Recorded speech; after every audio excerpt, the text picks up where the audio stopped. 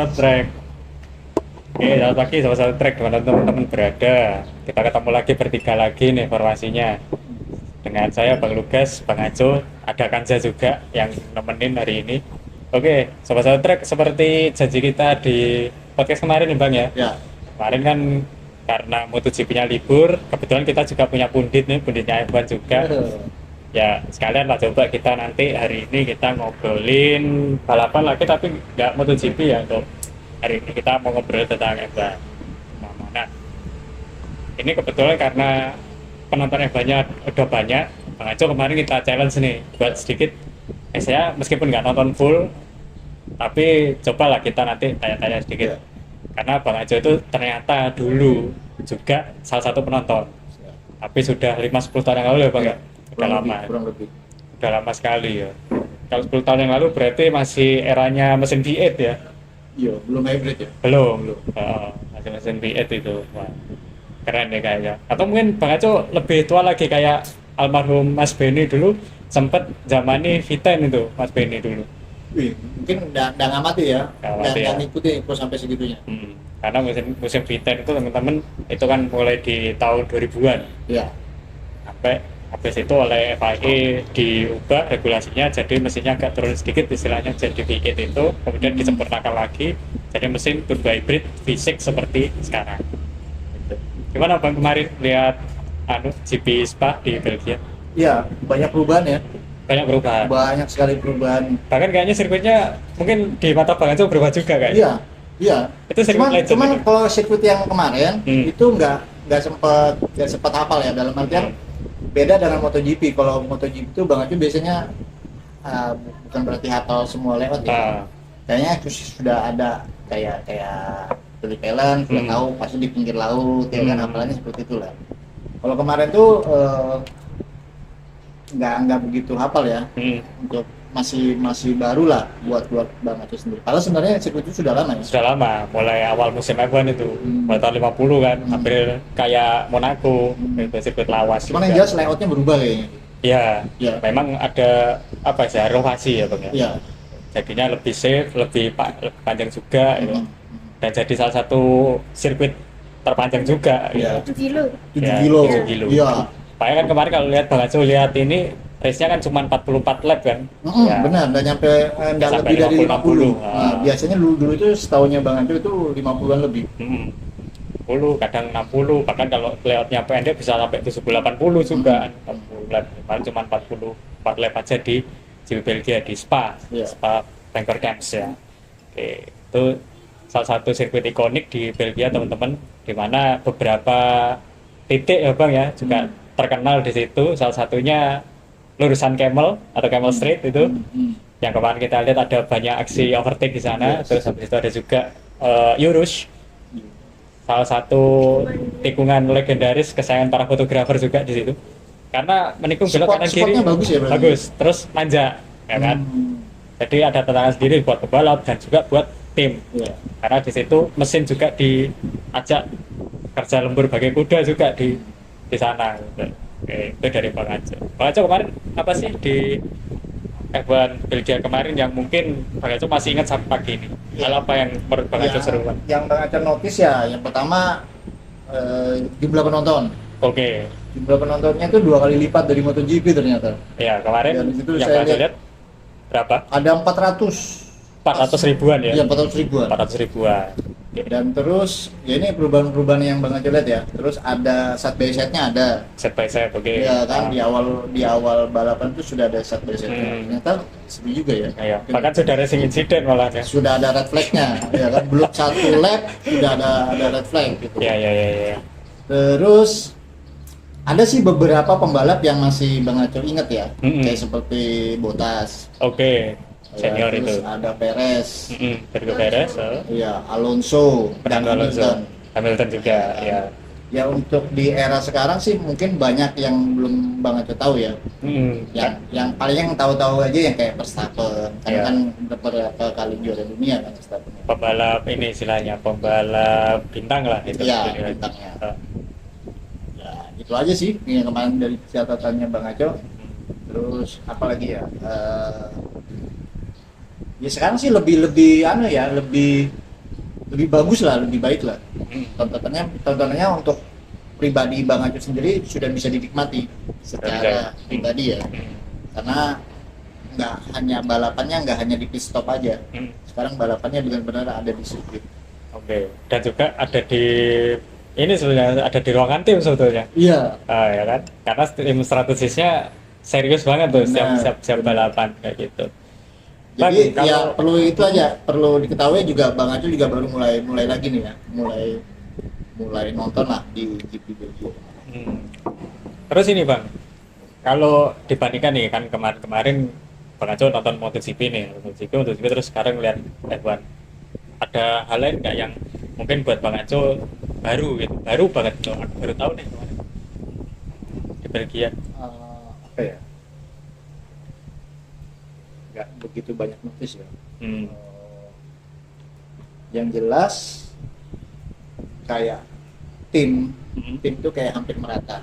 Rata ya. Beda dengan di MotoGP. Kalau di Hmm. MotoGP itu kayak sudah ada gap. Hmm. Sebelum balapan aja sudah kayak ada gap aja gitu. Hmm. Kayak tim satelit maupun tim Sapian factory-nya, ya. ya, factory. Kalau di F1 tuh kayaknya kayak betul-betul abu-abu semua. Hmm. Semua itu berpeluang untuk juara. Semua. Tidak ada yang dominan. Rapat istilahnya. Iya, rapat kata Satu lap awal juga rapat kemarin. Ya meskipun kemarin ternyata fun fact-nya di Belgia itu teman-teman itu jadi salah satu sirkuit dengan gap pole position yang tertinggi di musim ini. Sampai 1, berapa itu kan, 1 detik berapa itu. Paling tinggi dibandingkan yang sebelum-sebelumnya.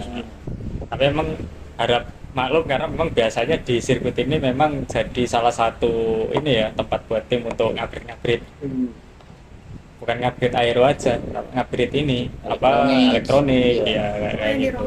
Dirombak, ada perombakan. Oh gitu ya? Iya. Karena memang karakteristik sirkuitnya yang memang memungkinkan Bang. Kan kalau kita bandingkan sama sirkuit lain di Spa kemarin itu juga salah satu tempat di mana kayak aksi overtake, aksi balapnya bisa nyalip, pokoknya seru banget lah, itu bisa dilakukan di sana. Bahkan juga bisa buat ini ngetes performa juga kan di situ, karena memang layoutnya memang unik kayak gitu. Kalau kita bilang padat. Nah ini kita geser Bang ke Kanza nih, karena hari ini bahas F1 kita nanti tanya nggak banyak ke Bang Aco. Karena Bang Aco biasanya di MotoGP ini punditnya ada si Kanza nih. Kanza kemarin gimana? Seru nggak? Seru karena lega aja. Verstappen mulai berkembang. Ya, mesinnya Red Bull udah mulai ada improvisasi lah. Masuk ke podium 3 Podium itu 3. udah alhamdulillah menurut saya. Oh. Ya, walaupun podium 1 masih jagoannya Mas Ugas nih, Kimi. Ya. Itu Rocky ya? Iya. Rocky tahun ini berarti baru tahun ini dia. 2 musim Bang. Ini musim kedua Oh, nih. ini musim kedua. Apa hitungannya masih baru lah istilahnya. Masih anak baru. Lanjut Sa. Gimana Mas Ugas pendapatnya tentang nih Charles Leclerc? Nah, tiba-tiba dia podium 2 nih dengan strategi Ferrari. Nggak apa-apa sih sebenarnya. Karena memang seharusnya sebagai tim legendaris ya, memang seharusnya memberi perlawanan menurutku. Kan kalau tim jagoan saya kan anak baru kalau dibilang ya meskipun nggak baru banget, ada Cadillac, ada Haas ya kan yang lebih baru, ada Audi kan musim ini ya, maksudnya kalau dibandingkan sama Williams, sama Ferrari, sama McLaren udah jauh tuh kan. Tim jagoan saya tetap termasuk tim baru gitu Senioritas lah ya. ya, Kalau lebih betul senior senioritasnya ya di F1 kan Ferrari. lebih senior kan dia gitu ya, sudah seharusnya lah sebagai salah satu tim legend gitu kan. Masa tiap minggu diceng-cengin sama fansnya tim-tim baru kan kasihan gitu. Nah, memang seharusnya seperti itu. Apalagi Ferrari itu sebetulnya di musim ini punya inovasi gitu ya, inovasi yang bagus banget. Itu di sayap belakang gitu ya. Ya, jadi sayap belakang Ferrari itu Bang di aero aktifnya. Itu kalau dulu di musim-musim lalu namanya DRS tuh sebutannya. Kalau sekarang kan aktif aero kan, karena sayap depan belakang bisa mengikuti arah angin berarti. Saya bisa ngurangin dragnya mobilnya tuh. Nah, itu bisa muter 180 Bang, seret ke belakang itu. Yang kemudian sama Red Bull kan sempat diikutin juga Meskipun kalau kita baca di beberapa situs berita itu sebenarnya kan inovasi Red Bull tuh aslinya cuma dipakai sama Ferrari gitu sih katanya, tapi kita kan nggak tahu kan aslinya seperti apa gitu. Ya kita anggap aja Ferrari ini berhasil nih nerapin itu, sedangkan kemarin Red Bull masih kurang sip istilahnya untuk di situnya. Untuk inovasi si Inovasi. Macarena Wing ini tadi, namanya Macarena nih. Makanya kan kemarin dilepas akhirnya di Spa, ya kan? Karena sempat jadi diduga menjadi biang keroknya Verstappen crash. Itu ceritanya gitu. Kemarin udah pas. Tapi ya bukan Verstappen kalau nggak ngasih kejutan nih, Bang. Nah itu aero itu ada di mobilnya siapa? Macarena itu di mobilnya Ferrari. Jadi dua mobilnya Ferrari, di mobilnya Leclerc maupun Hamilton ada kan itu. Cuman ya itu tadi, mereka berhasil menyempurnakan lah inovasi ini, akhirnya bisa jadi keunggulan memang buat timnya. Tapi memang kalau kita lihat dari awal musim, Ferrari sebetulnya berpeluang gitu. Kalau kita sebut berpeluang jadi salah satu rivalnya Mercedes di musim ini. Begitu juga dengan Red Bull. Meskipun kita lihat Red Bull agak tertatih di musim ini kan, kayak gitu. Cuman memang kemarin saya buat eksekusinya mantap sih buat Ferrari gitu. Jadi buat tifosi selamat berbahagia karena ada lagi yang podium gitu. Ferrari ya. Patut kalian rayakan, gak apa-apa, gak masalah. Apa keluarin jedak-jeduknya. Nah, keluarin jedak-jeduknya gitu. Toh kita juga gak tersinggung kok, tenang aja. Karena minta putus ya. Karena di zamannya Bang Aco nonton, Ferrari itu kayak sudah sebagai ikonnya F1. Iya. Iya kan? Setahunya Bang Aco dulu. Benar. Sampai kayak di mana itu, di Singapura atau di mana itu ada museumnya, itu museum Ferrari. Setahunya Bang Aco. Memang Sudah jadi ikon lah, karena ya itu tadi legendaris lah. legendaris banget Iya, memang kan? Ferrari. Dan ya itu tadi, kayak ini tadi ya teman-teman ya, sebelum podcast ini mulai aku sedikit guyonan nih. Kalau podcast satu track itu Bang Aco adalah podcast satu track kan gitu. Iya. Itu juga Ferrari kan. Karena di F1 tuh ya kalau kita ngomongin F1 istilahnya yang pertama di pikiran orang-orang terutama fans lawas juga ya Ferrari gitu. Yang paling mereka ingat karena itu tim lawas, tim legendaris gitu. Dan patut kita seneng juga kalau misalkan mereka bisa berprestasi gitu loh. Kenapa enggak gitu sebagai tim legendaris kan gitu. It's okay lah kayak gitu.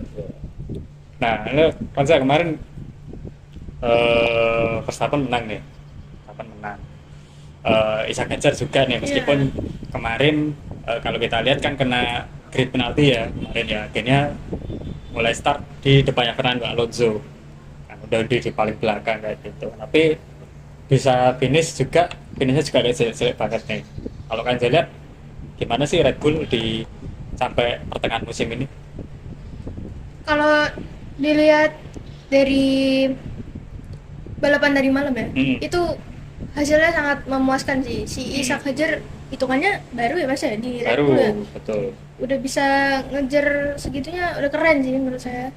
Ya, bisa ngimbangin lah sama Verstappen. Ya, berarti kan bisa kita lihat Isaac Hadjar pun meskipun mungkin buat sebagian penonton mungkin lah ini cuman bayang-bayangnya Verstappen ini, tapi terbukti kok kemarin juga dia salah satu pembalap yang berbakat. Karena nggak boleh kita iniin juga, kita remehkan juga kalau pembalapnya Red Bull itu bukan pembalap ecek-ecek teman-teman, karena untuk bisa dapat seat di Red Bull itu mewah banget, ya kan? Kan Bang Aco tadi sebelum podcast juga sempat ngobrol juga sama kita, sama Kansa, sama gue juga gitu. Keren lah saya Red Bull ya. Dia itu pada dasarnya hanya apa ya produknya, minuman berenergi kan.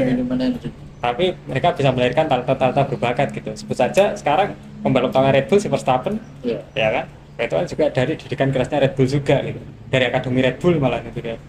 Sampai sekarang juga bisa ke tim utamanya gitu. Awet kan ya itu Verstappen ya? Awet banget. Bahkan di hampir akhir eranya, sebelum eranya ini ya, Ground Effect ya, era Ground Effect di musim 2021 sampai 2025 kemarin. Itu kan dia jadi saingan beratnya Hamilton tuh, Verstappen tuh. Ya kan? Sehebat itu. itu masih ngomongin Red Bull, belum kita ngomongin adiknya, satelitnya Racing Bull juga. Racing Bull kan juga jadi salah satu tim apa istilahnya, timnya bisa dibilang akademi lah ya, akademinya tim supportifnya Red Bull, yang mana dia juga sulit juga untuk bisa duduk dapat kursi di situ. Benar. Gitu. Kalau bukan memang pembalap yang memang nanti diproyeksikan bisa duduk di Red Bullnya gitu, di tim utama ya. Itu sih kalau kita kemarin Red Bull. Oke kan saya kemarin apalagi di Spa yang seru menurut penglihatan wis pandangan mata aja. Yang seru dan menarik, tapi bencana buat Mas Lukas. Apa? Russell DNF. Oh iya, ya, PR sih emang itu. PR banget. Iya, jadi Russell kemarin di tikungan 6 ingatku ya, tapi masih di putaran pertama. Memang kalau kita lihat sempet senggolan sama Hamilton ya kan, sama mantan teman setim itu, teman setim dulu. Tempat di Mercedes dulu. Jadi ya namanya musibah, nggak ada yang tahu. Racing incident itu. Kalau pengamatan saya itu racing incident. Tapi boleh juga sih karena kemarin FIA juga ngasih sanksi itu, kena penalti juga kan Hamilton 5 detik tuh. Makanya kan waktu dia masuk pit kan ditahan dulu 5 detik tuh, belum diganti kan banyak. Baru setelah apa penalti main baru diganti kan kemarin tuh. Kayak ini Bang, kalau di MotoGP kayak long lap tuh. Itu gantinya long lap ya? Ya bersama kayak itu. Kalau long lap kan dia ngikutin track. Tapi kalau dikonversikan detiknya aja mungkin kurang lebih sama. 5-10 detik kan ya, kayak gitu 5 detik ya. Iya. Ya kemarin itulah yang didapat Hamilton, karena mungkin pertimbangan FIA kemarin itu karena ini sih Hamilton sudah Russell sudah setengah mobil itu Pak. Ya. Jadi seharusnya kan kalau secara regulasi itu Hamilton harusnya ngasih ruang gitu. Ya. Tapi memang karena masih lap pertama, masih banyak kendaraan di situ, padat kan trafiknya ya. Aku lihatnya itu pertama racing incident, tapi ternyata dari FIA stewardnya ngasih sanksi ya oke lah, bisa kita mengerti. Tahu juga buat Hamilton juga bukan bencana juga, karena ujung-ujungnya dia juga bisa finish di posisi ke-4 kemarin, dan dampaknya bisa nyalip perolehan poinnya George Russell kemarin. Jadinya Hamilton naik nih posisi 2 Bang, dengan cuma selisih 5 poin dari Antonelli. Dari ini si Russell. Oh dari Russell. Dari Russell ke Hamilton itu 5 poin, kalau sama Antonelli kayaknya masih 40-an kayaknya misalnya. Tapi masih bisa kalau misalkan performanya Antonelli anggaplah stuck atau menurun, Hamilton naik, bisa lah itu nyalip sebetulnya. Karena apa sih yang enggak buat Hamilton ya, pembalap legend juga itu kan, salah satu pembalap legend juga. Tapi nggak apa-apa teman-teman, itu racing incident buat saya sih biasa lah ya. Well, intinya kalau buat saya yang penting Mercedes ada satu aja podium senang udah aman. Mercedes ya. Saya sih berharap ini sih Kimi maju nanti jadi WDC tahun ini sih. Setelah dinilai dari setengah musim ini udah gokil sih. Udah bagus ya. 2 musim kan dia bermain ya. Betul. Udah Bahkan segitu loh. Kemarin kita kesampaikan masalah yang ada, Antonelli sempat loh sampai berturut-turut podium terus. Iya. Jadi nggak biasanya ada anak muda yang bikin podium tiap tahun itu lagu bangsanya sama terus. Kalau dulu kan si Hamilton pernah, terus Max Verstappen pernah di era turbo hybrid ya kan, di akhir era turbo hybrid itu. Terus sekarang ini ya kan, yang sampai wah Kimi itu pokoknya gara-gara itu jumlah fansnya langsung naik banget, apalagi dia masih muda Bang, masih salah satu yang termuda, paling muda malah Antonelli. Kan kena tuh rekornya ngalahin Verstappen gitu. Jadi perolehan podium termuda waktu itu sepanjang masa gitu. Ya. Kalau ada lagi yang lebih muda nanti Antonelli kita nggak tahu lah nanti siapa, namanya wonderkid kan nggak ada yang tahu gitu ya gitu sih kalau dari aku. Sama ini juga kalau misalkan ada pembalapnya yang DNF nggak usah terlalu caper lah, biasa aja, dan nggak usah doain pembalapnya DNF, itu saingan sehat aja. Balapan ya balapan, kalau ada yang senggolan ya itu udah biasa lah. namanya juga lagi panas. So ya ujung-ujungnya mereka juga main lagi kok di luar sirkuit, Iya. main bareng lagi. Ya jadi kayak gitu aja lah, ditiru pembalapnya, nggak usah terlalu yang gimana-gimana. Itu sih. Ya. Apalagi yang seru lagi Marza. Apalagi ya? Banyak kayaknya kemarin itu momen. Ya mau ditanyain tuh, Bang, kenapa si Mercedes kemarin yang dinaikin sama Russell kok sampai kayak gitu, ada apa sih? Ya nggak apa-apa, tak jelasin. Itu sebenarnya kalau dari Mercedes sendiri energy deployment ya Bang ya. Jadi yang bikin seharusnya si mobil ini bisa kenceng gampangnya, terbaru karena energi udah habis jadi dia kehabisan tenaga istilahnya. Kebetulan memang lagi rame-ramenya itu, dan di belakangnya pas ada Hamilton kan gitu ya, namanya mungkin nggak sempat menghindari atau ngasih ruang, ya akhirnya segolan itu. Suspensi kanannya katanya hancur ya, Mas? Pancer, Iya. bener, sampai pancer itu. Tapi untungnya masih bisa dibenerin itu. Ya masih nggak parah banget lah kayak gitu. Tapi ya memang hari apes saja buat Russell. Hari apes kan nggak ada di kalender ya. Terus lagi apa ya?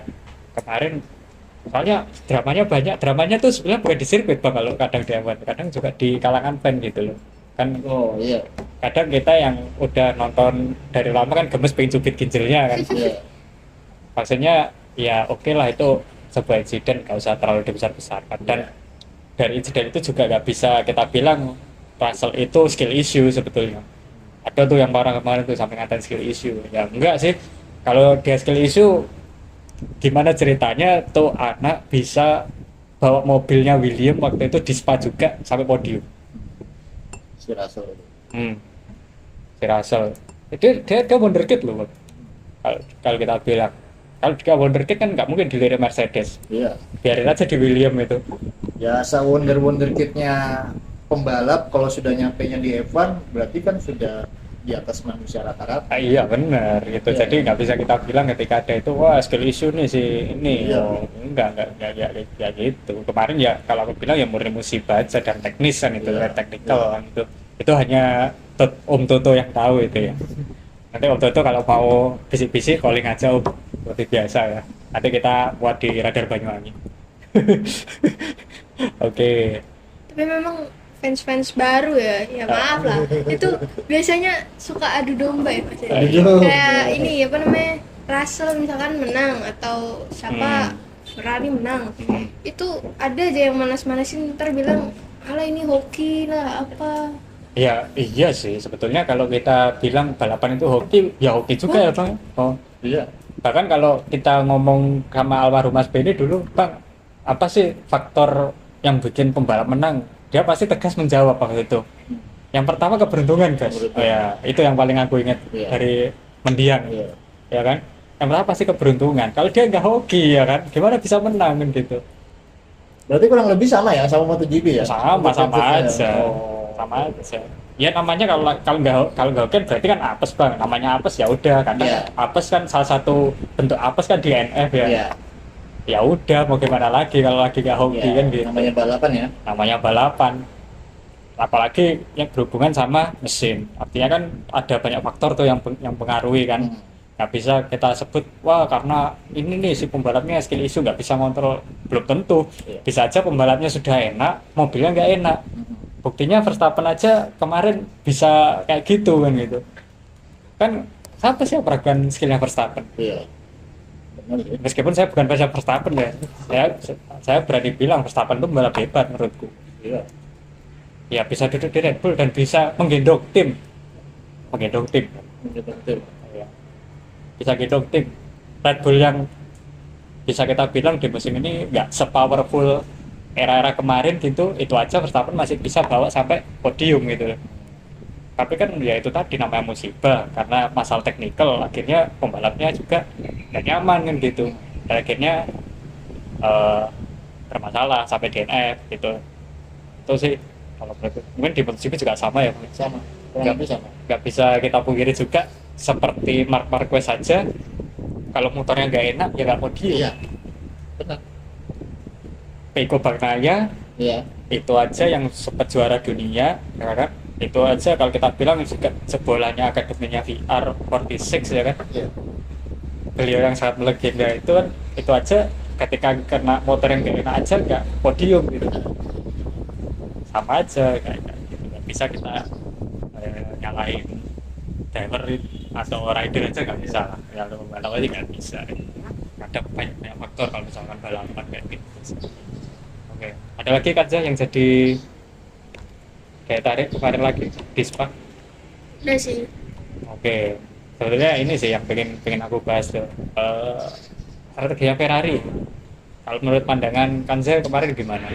Karena biasanya nih Ferrari itu mobil udah enak nih, mobil enak, pembalapnya enak juga nih, pembalapnya bagus semua loh Ferrari itu, ya kan, mobil enak, balap enak, eksekusi strategi biasanya kacau. Itu yang biasanya jadi bulan-bulanan, jadi bulan-bulanan fans tim lain gitu. Strateginya ya. Kalau dari Kanza kemarin lihatnya gimana? Jujur out of the box. Kayak strategi pit stop. Tapi ya itu tadi kan menghasilkan kan. Menghasilkan. Leclerc langsung podium gua. Apa Kanza yang jadi apa istilahnya spotlight ya kok dibilang out of the box? Yang in the box-nya apa gitu? Kita pengen tahu nih. Ya itu pokoknya si apa namanya, Leclerc ini kan pintar ngambil waktunya ya Mas ya. Benar. Terus dia dempet sama Kimi terus kan. Hasilnya ngambil slipstream kan dia. Dia cuma selisih berapa? Di bawah 1 detik kayaknya. Pasti Iya. cuma 0, berapa gitu. Iya. Ya. Ya itu biasanya yang jadi pembahasan menarik itu Bang, kalau dari Ferrari kan, eksekusi strateginya gitu. Kacau. Kemarin cuman ya untungnya tepat kemarin itu. Karena juga kemarin kan ada beberapa insiden tuh, ada VSC juga, ada ini juga ya, safety car juga keluar kemarin kayaknya dengan saya. Jadi itu bisa dimanfaatkan gitu dengan baik karena tim rivalnya Mercedes pada umumnya gitu. Ya terus ini nih kita ngomongin si McLaren juga nih. McLaren itu ternyata setelah aku lihat data racingnya ternyata tercepat secara waktu keseluruhan si Norris Lando. Rekor nggak? Rekornya enggak, cuman dia tercepat lah istilahnya kalau dibandingkan sama Antonelli ya. Antonelli fastest lap ya, fast lapnya yang megang McLaren ya Norris. Tapi memang ini juga ya karena mungkin faktor power unit juga ya, kemarin McLaren juga sempat upgrade di Spa. Jadinya secara